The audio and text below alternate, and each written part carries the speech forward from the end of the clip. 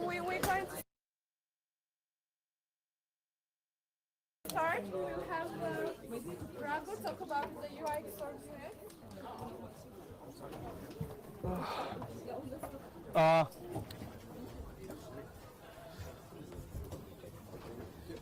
So yes, this is the UX of UX. It's a pretty meta topic, but it also is, actually this talk is very important to me because a couple of months back I realized that I actually completed 5 years with open source, primarily with design. This talk is mostly about what was my experience as a person who didn't know how to write code, as a person who didn't know how to who just knew how to design a couple of few things. I mean, when I say I don't know how to write code, I say I didn't even know how to write proper semantic HTML. So I started from there, and it's been 5 years. And this talk is about the behind the scenes of how I picked up. Who am I? I am Raghu Nair. I am currently a master's student in interaction design. I am a huge open source fan. I was working on open source software before GitHub happened. There were things which are on Gitorious, so I've seen the transition happen from Gitorious to GitHub, Gitorious to GitHub, GitHub to GitLab, all sort of things. Yes, a couple of things. I mean, it's story time. 5 years back, when I was starting out in design, there was a couple of things which happened to me which were so awesome, which if I look back and I think about it, I won't have started with open source design if they didn't happen with me. So this talk is mostly about that part and my learnings from those things and what to avoid and what not to avoid. The first thing, yes, if you're working on an open source community, be welcoming. Now, by being welcoming, I don't say hi, reply back to emails, you know, small talk, chit chat. No, by being welcoming, I mean new contributors maintain the spirit of the project. It's important. I mean, you gotta be welcoming for them. You gotta document your contribution guidelines. Contribution guidelines may include or should actually include getting started. Should actually include the code of conduct. Style guide maybe, but you know, even if your project is small, having these small things, either one of them or all of them makes the project extremely welcoming for a person who's kind of shy, doesn't like to write mails to people, and is just looking out for the right thing. It worked out for me because this is something which happened. Using Wiki effectively. GitHub gives us an awesome option of adding wiki pages, which is kind of underused for a lot of open source projects, kind of overused for a lot of good open source projects, and I kind of love that. So using Wiki effectively made it super simple for new people coming in.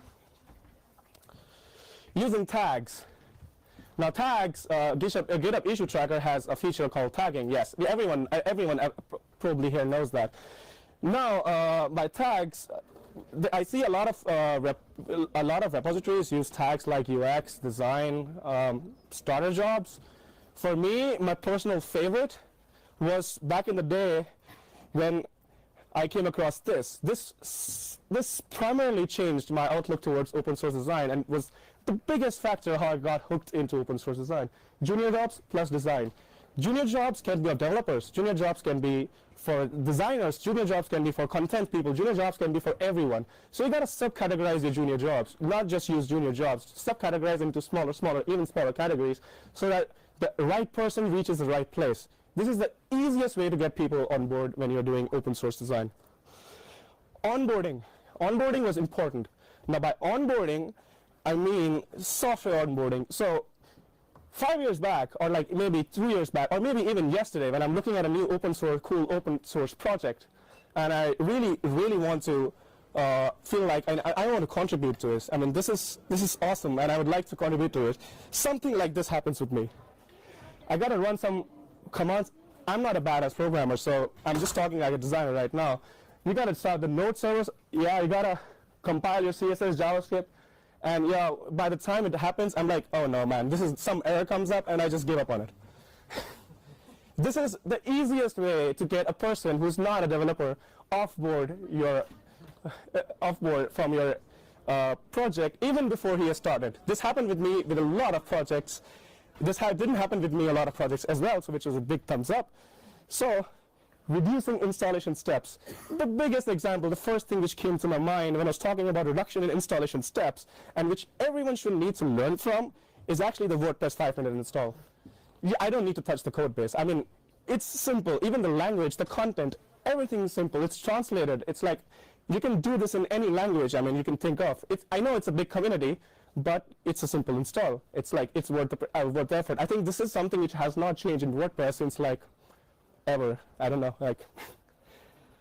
Yes, one thing, so 2 years back when I was working with open source software, something which happened to me, and I came across this term called design objectivity. This is something which I use almost on a daily basis. Now this is like a kind of a debated topic. Design objectivity in other terms is also called as pixel fucking. Now, yesterday, I mean, when I was preparing my slides, I was looking out for, good definitions of what pixel fucking means. It took me a while, but I kind of found this, which was almost there. So it's like someone who thought pixel fuck pays more attention to things like grain than the overall effectiveness of the shot. It was not quoted by Albert Einstein. It is from the Urban Dictionary. So yes, basically what happens in open source community and design being subjective, everyone wants to be the designer. There are discussions which are very long. And what happens in these discussions, the best design solutions are kind of lost in the middle because everyone wants to put on their thoughts. And every thought is kind of different from the other, good or bad. It can be good, it can be bad, but it gets different. So dealing with design objectivity is actually a very important, very important issue right now. I had this discussion with a colleague of mine as well a couple of days back. We discussed like the way we did it. I mean, the way the community I currently contribute to, Nextcloud, does it is pretty awesome. So in case I'm absent and two people who have been contributing around say, yes, this works, we lock it down. We do not take further ideas. We take ideas, we won't take ideas for V1, we take ideas for V2. So that's the easiest way to get a V1 out. And that's the point. I mean, getting a result is more important than having a discussion, having a super, super long discussion. The other way to fix it is defining a design language. Now, design language can be a visual style guide.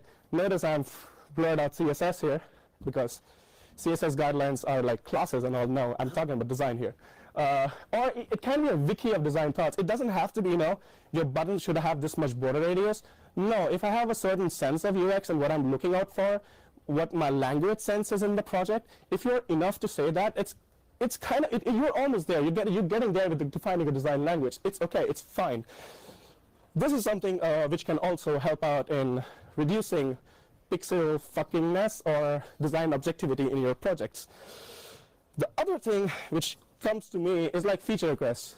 So I co-maintain a repository which is a calendar application on top of Nextcloud, and we get a fuckload of feature requests. Like every day, like probably 5 or something, But there's a time when I'm busy. I'm like a student. Like my other co-maintainer is also a student. So how do we deal with so many of them? It's a simple logic. We implement relevant requests and not all of them, unless all of them are relevant. It's very mad, I told you. So put feature requests out of poll. Polling is not a difficult thing to do.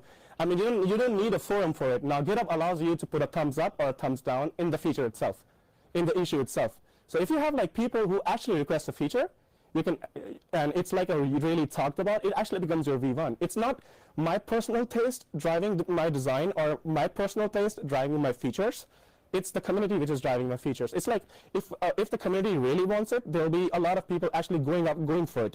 If there's a bug which is like annoying a lot of users will be putting their thumbs up on it. So this is like a great way to figure out how or which features or which bug fixes to fix. Design thinking. Design thinking is actually one of the most neglected topics. I'm sorry, but that's how it is. It's like we are engineers, and it's very, very engineering driven. Now, even I have turned out to be more of an engineer than a designer, sadly. Yes, it's engineering driven. It's still lacks. We are here already. We were here earlier, but we got to reach here. That's the difference we got to make. And for doing that, we gotta involve design since the start. Now, involving design since a start can be done in a couple of ways. I know for a lot of people actually write articles on, I mean, not like articles, like essays on GitHub. I say, I need a feature. I need this feature, I need this enhancement, it can be done in this way. I see a lot of people writing paragraphs about it. No, just draw a simple wireframe and put it out there. It's easily debatable. A lot of wireframes, and it's scientifically proven that images register to your head more than text does. So that's another way of looking at it. So that's pretty much how we do it. We put out wireframes, we iterate over wireframes, and we get the solution out. So involving design since the start, we'll have the perfect solution, or the perfect V1 at least, all the time. So that's how it should be. If you over-engineer it, it's the easiest way to mess up usability, and which we see in a lot of softwares, not even just open source, even a lot of proprietary softwares. We see over-engineering when engineering is driving design, not the other way around. We see a lot of over-engineered products. We see a lot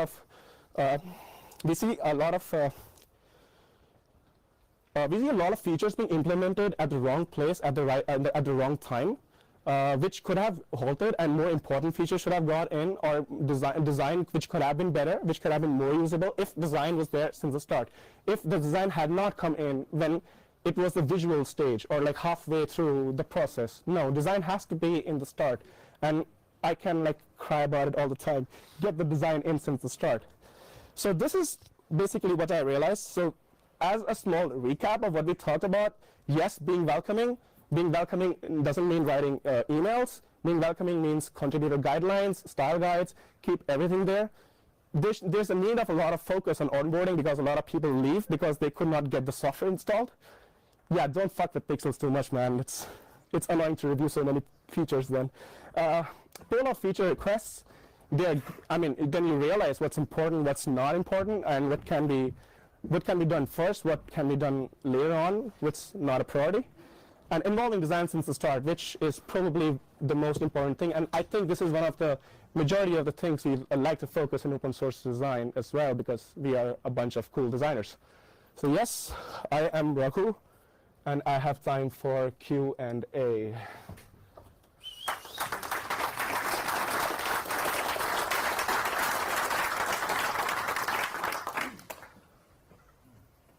Any questions?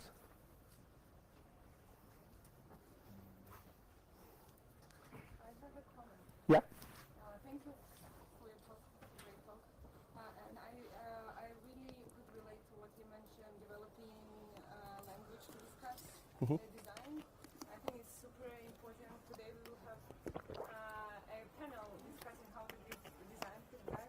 And I think this is something that always overlooked in the community. So thank you for pointing it out. I mean, see, for me, even having a panel is not like a priority.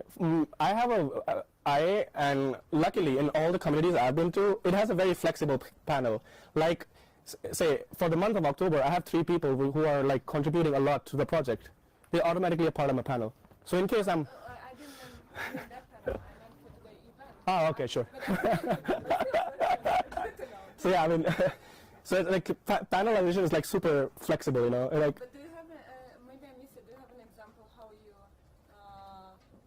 develop the language? Like how you do you have rules? Like we talk about design like this, and these are the questions you should ask when you talk about design. You post something like that on your community? can you repeat the question? So for example, you said you have to develop language to speak about design. It's very important to ask right question and not like people just discuss pixels and the color of the buttons. So do you usually maybe have a wiki page, or you have a page where explains how to talk about design? Do you have anything like that? We have a pretty strong getting started. At this moment, I maintain a smaller part of Nextcloud repositories. We follow the Nextcloud guidelines, and we do have a style guide on Nextcloud. Jan will talk about it. And yeah, I mean, even if it's not having like a visual style guide. I mean, even if you, it's not a visual guide. I mean, even if you know the kind of content you would like to write on, even that's enough. I mean, like sign in versus log in, you know. I don't want sign in to be everywhere. I would like log in to be everywhere. I mean, that kind of thing. If you know your design language, that's important. Consistency is important. Content is also something which is kind of overlooked because, okay, this looks fine on this button, so let's put this on. It might just go inconsistent somewhere else. So those things are smaller things which can be taken care of. And yeah, that's. Directly to this point, I think what you mentioned before was touching this point where you said it's more about being pragmatic than over discussing it. So I think that's also like how design is maybe best done. Yeah. I mean, sometimes it's important to step back and say, dude, I'm doing this, and it's going out for V1. Whatever discussions happen now on, it'll go out for V2. I mean, otherwise design doesn't move ahead. Sometimes it's more important to rule the V1 out than to discuss way too much about V1. And the easiest way to do that is, getting people to agree on one, and then moving on from that rather than over discussing it. I mean, moving on is like the most difficult part about design process, your V1 won't be like the most pixel perfect one, but at least there's some improvement than what it was at V0. And that's more important. You talked about involving design from the start and like design thinking and everything. But the problem I see usually in this community is projects are, as you said, so like basically being started by technology people, and then like design may be even involved from the start. Like the choice of problems to work on is basically still based on technology. So what I've been thinking about a lot is like, how can we sort of basically turn that around and like actually think about problems, like, because that's essentially what people care about, right? Users don't care about like the coolest library to do whatever. Yeah. They care about like sending a secure message to your friend. Or, exactly. I don't know, sending a file or whatever. So like, how could we basically not only involve UX in the actual development, but in the starting of new projects? So like the choice of actual, The way I see it is every enhancement which changes the experience, in an ideal case scenario, should come with at least a pen-drawn wireframe. I mean, you don't need to be an artist to draw boxes, and that's pretty much it that's pretty much what you need for V1. I mean, it's more easier to pen down your thoughts. You just draw it. I mean, you don't have to be an artist for it. Like whatever changes your experience, think above the libraries. Think about the user experience here. You think that, okay, this button's got to go this side. It'll be a better experience than to go on the other side. You got to document that part. That's what I actually try to say here. Drawing is important. You don't have to do balsamic. well, sure. I don't see how that's well. Yeah. Like, I'm just talking about the choice of actual like projects. Like when you start a project in general, like when you start developing something. Sure. How do you make that UX experience? Like, how do we build projects that are a good experience by default, essentially? Because, like, you know what I mean? So no project will be, I mean, this might be a very opinionated thing, but no project will be default extremely UX friendly. By default. I mean, unless you put a thought in the start itself. I mean, your V1, your iterated design will be better, more UX friendly than the previous one. Sure. Do you know what I'm saying? Sure, maybe I'm doing a bad job phrasing this. My point is like, I don't know, you have certain projects that like are clearly driven by user needs. Yeah. And certain projects that are clearly driven by developer needs. I see very few user-driven projects. Like, there's maybe the elementary guys. But other than that, like, I have very few community projects that I can point to that are really like driven by something that should work for average people. Okay. And something that essentially like has design at its very core, like in the actual inception of the project. That's true. I mean, and that's the design thinking that you mentioned. That's true. I mean, I can talk a lot about this with WordPress, with Ghost, especially Ghost actually, which is a blogging platform, and it's super design thinking thingy since the start because a couple of people who formed the project were actually designers. That's that's one really good example if you are looking for design thinking since the very, very start. Okay, in a way, I see what you mean. Yeah, having it's like a very commercial statement to say, but having one designer on board in the very start is like the way to be, at least one. Thank you so much. Yeah.